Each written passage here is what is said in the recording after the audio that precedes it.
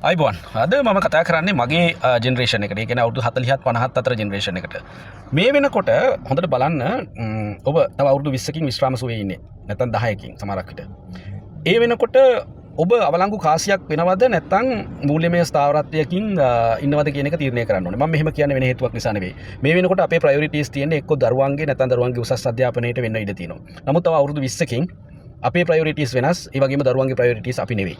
ඒගොල්ලන්ගේ දරුවෝ වෙන්න ඉඩ තියෙනවා. එතකොට අපි අවලංගු කාසි වෙනවා නම් අපි සබ්බ සකල මනාවම දරුවන්ට ලියලා දීලා විශ්‍රාම වැටුප එතනින් ගියාපම EPF ETF ඔය සියල්ලම දීලා අපි හිඟන්නෝ වගේ ජීවත් වෙනවා නම් අන්න එතකොට අපි අවලංගු කාසි වෙනවා. මම මේ කියන දේ සමහරුන්ට ඒක තේරුම් ගන්න හොඳම උදාහරණ තියෙනවා. මේ දවස්වල Facebook එහෙම බලනකොට වැඩිහිටි නිවාස වලට ගිහිල්ලා බලනකොට වැඩි හරියක් ඉන්නේ තමන් හම්බ කරපු සියලුම දේ දරුවන් වෙනුවෙන් දීලා අන්තිමට අවලංගු කාසි වෙච්ච අම්මලා තාත්තලා.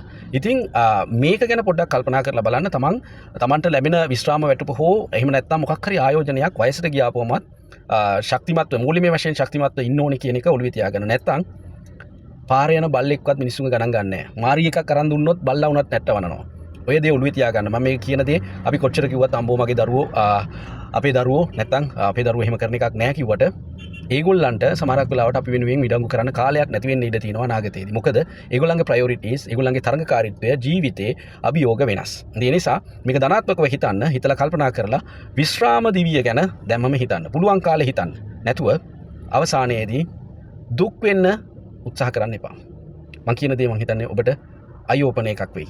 ස්තුතියි.